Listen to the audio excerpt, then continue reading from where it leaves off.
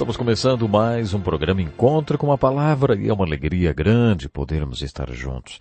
Nós estamos estudando o livro de Isaías. No estudo de hoje eu quero repetir para enfatizar alguns princípios que nos ajudarão a entender os profetas de modo geral e, em particular, o profeta Isaías. Você deve estar lembrando que eu já falei várias vezes que a repetição é a essência do ensino. Aprendi que se você não repetir, não conseguirá ensinar.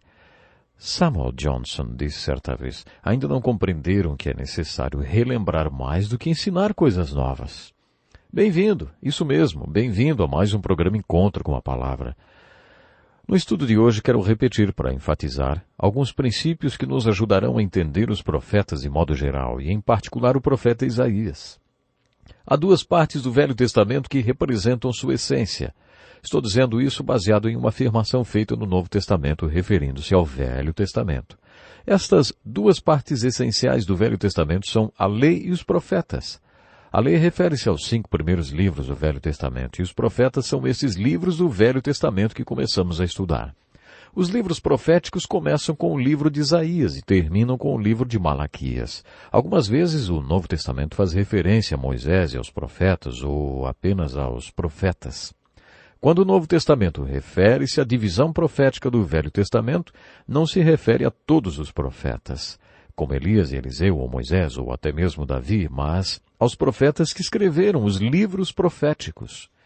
Quando o Novo Testamento refere-se aos profetas, está se referindo à literatura profética. Quando penso em uma dessas referências do Velho Testamento no Novo Testamento, mostrando a importância da literatura profética, penso na história que Jesus contou no capítulo 16 do Evangelho de Lucas sobre o mendigo Lázaro e o homem rico. Quando o homem rico descobriu que estava no inferno e que não havia nada que ele pudesse fazer a respeito, ele clamou: "Manda Lázaro ir à casa de meu pai, pois tenho 5 irmãos. Deixa que ele os avise, a fim de que eles não venham também para este lugar de tormento."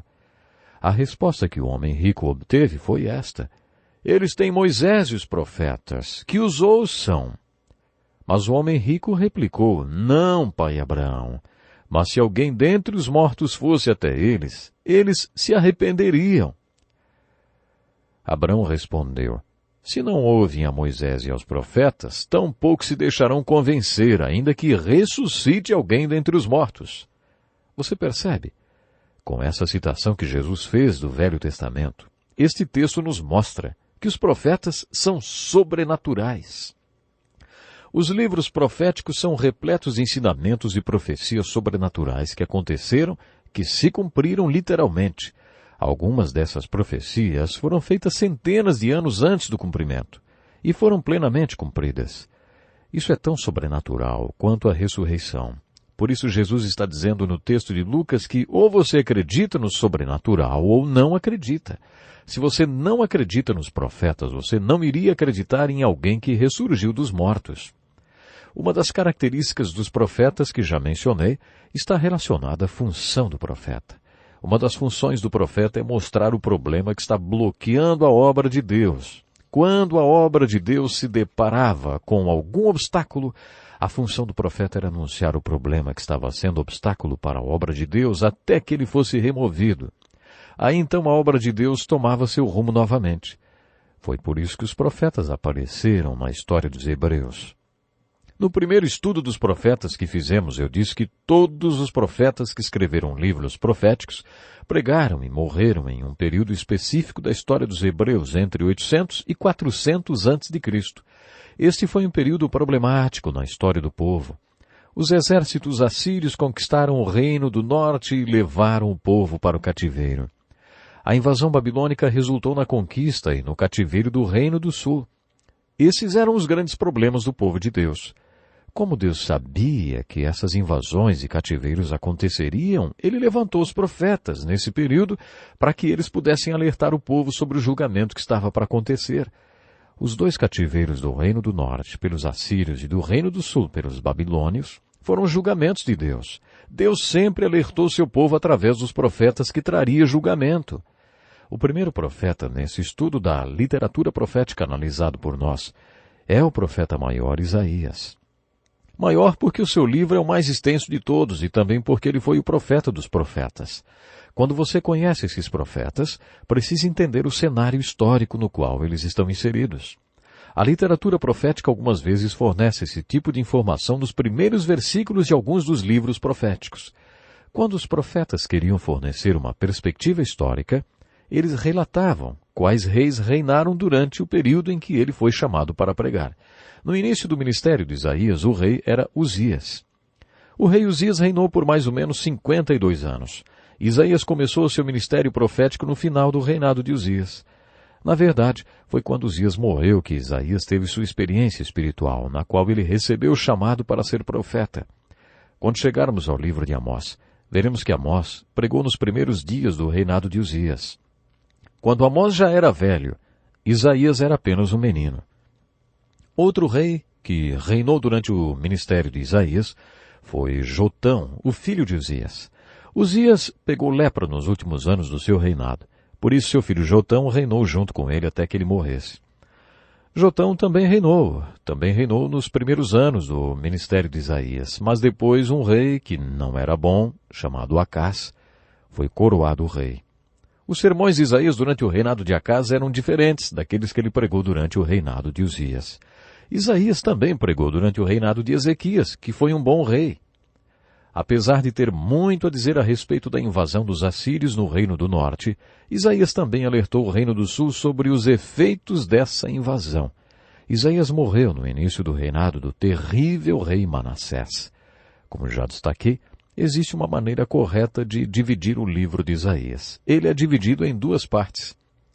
Os primeiros 35 capítulos são sermões sobre o julgamento de Deus que viria sobre Judá e sobre o reino do norte através da invasão assíria.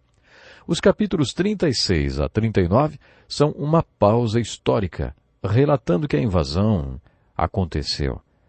A outra parte de Isaías vai do capítulo 40 a 66. Essa deve ser a parte do livro de Isaías que as pessoas mais gostam, porque se assemelha ao Novo Testamento. Ela começa com as palavras, consolem, consolem o meu povo. A primeira parte de Isaías é como se fosse uma cirurgia. A segunda é a cura que se segue à cirurgia. Esta é a maneira correta de dividir o livro de Isaías. Essa segunda parte do livro de Isaías, do capítulo 40 ao 66, é o coração do livro. É a parte que as pessoas mais gostam realmente. Ela focaliza a cruz de Jesus Cristo. Subdivide-se em duas outras partes, os capítulos 40 a 48, que são as profecias sobre Ciro, o Grande. Isaías falou sobre esse imperador 150 anos antes que ele existisse. Isaías o chamou pelo nome e disse que ele seria escolhido por Deus para promover o retorno do reino do sul do cativeiro babilônico. A profecia foi cumprida ao pé da letra e é um incrível exemplo do ministério profético de Isaías.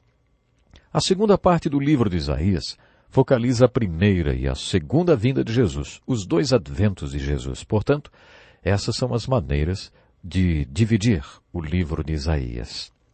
Jesus começou seu ministério público com um manifesto. Ele foi à sinagoga de sua cidade natal e pediu o livro de Isaías. Ele abriu o livro no capítulo 61 e leu: O Espírito do Senhor está sobre mim, porque ele me ungiu para pregar boas novas aos pobres.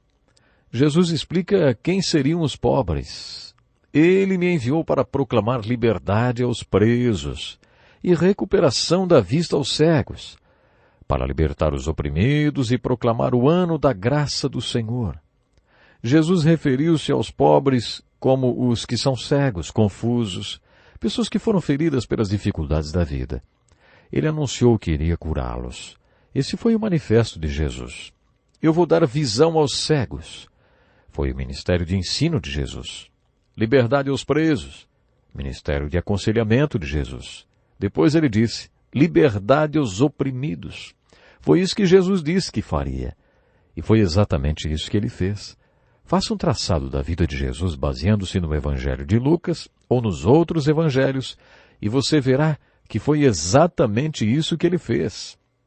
Em suas profecias messiânicas, Isaías conta como seria a vida do Messias. Vimos algumas dessas profecias em nosso último estudo sobre a estrada para Deus e os 7 Espíritos de Deus. Mas 700 anos antes da vinda de Jesus, Isaías previu esse manifesto do Messias, o ministério que ele teria, quando ele viesse ao mundo. O manifesto está registrado no capítulo 60, um dos livros de Isaías. Diz assim: o Espírito do Soberano, o Senhor, está sobre mim, porque me ungiu para levar boas notícias aos pobres.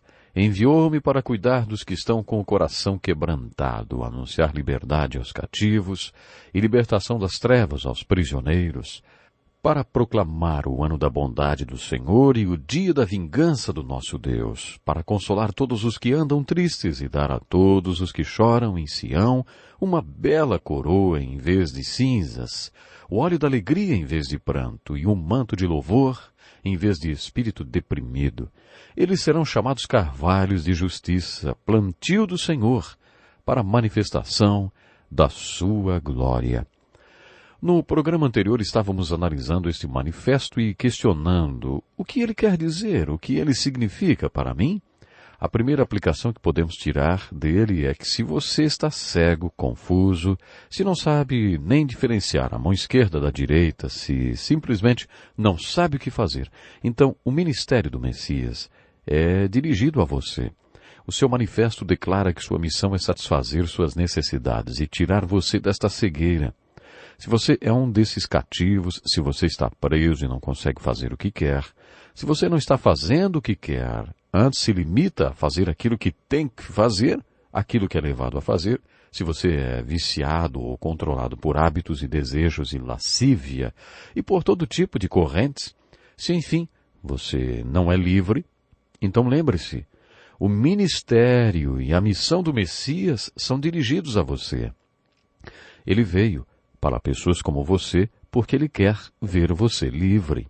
Se você está em dificuldades porque a vida está muito difícil e deixou você machucado e ferido, lembre-se que Jesus veio para pessoas como você.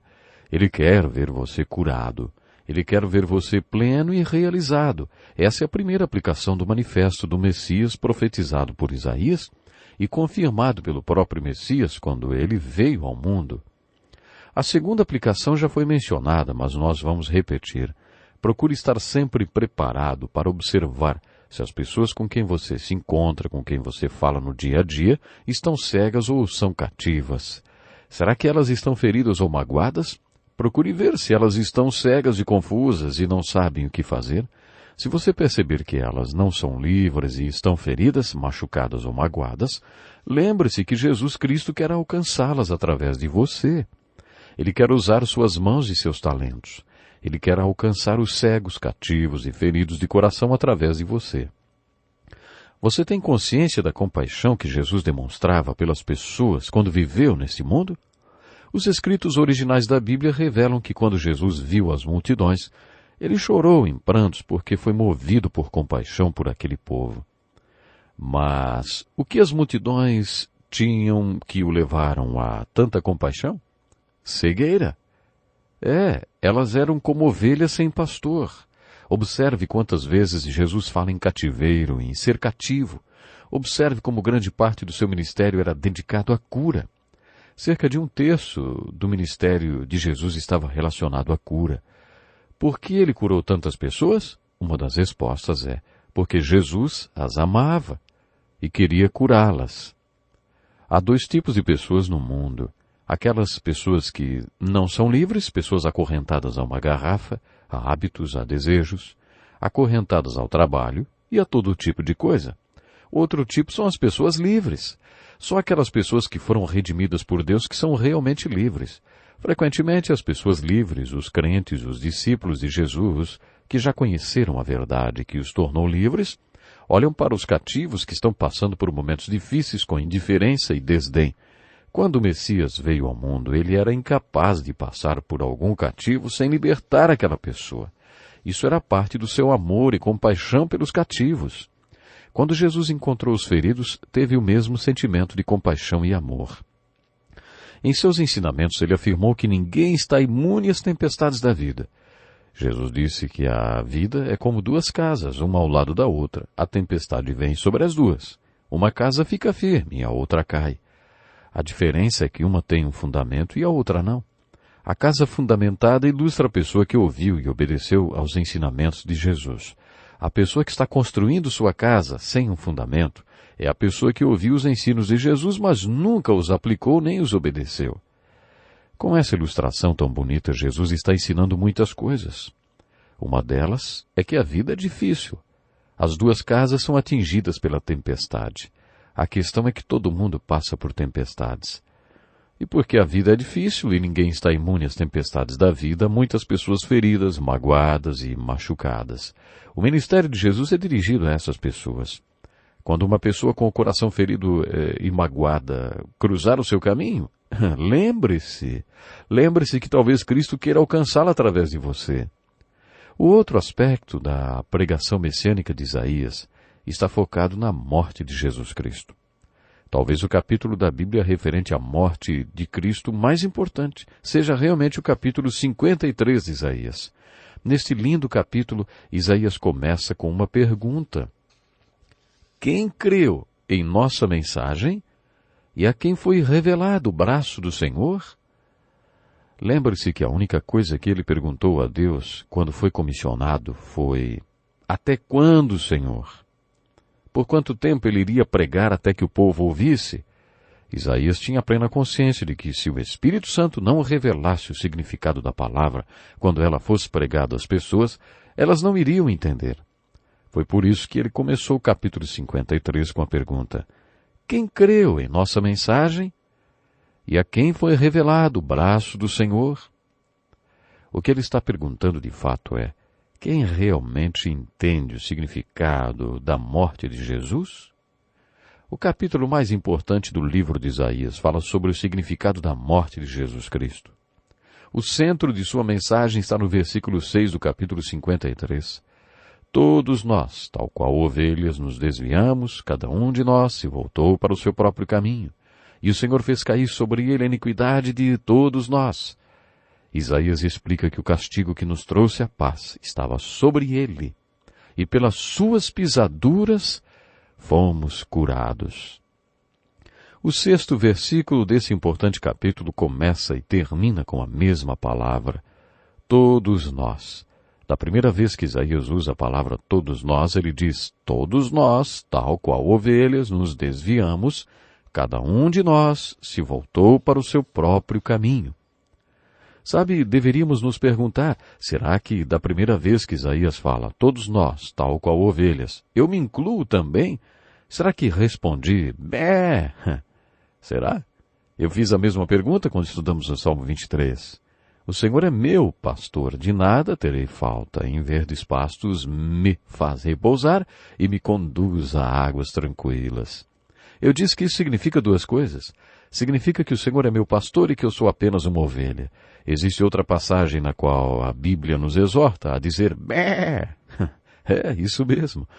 Quando Isaías disse todos nós, qual ovelhas, no capítulo 53, versículo 6. Você se incluiu?